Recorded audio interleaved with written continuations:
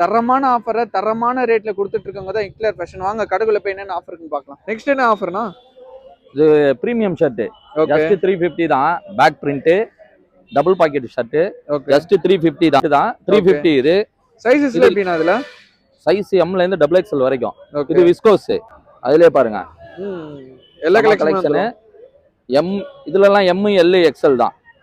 ML XL வேற மாடல்ல பாக்குனீங்கன்னா ML XL டபுள் XL வரைக்கும் வரும்.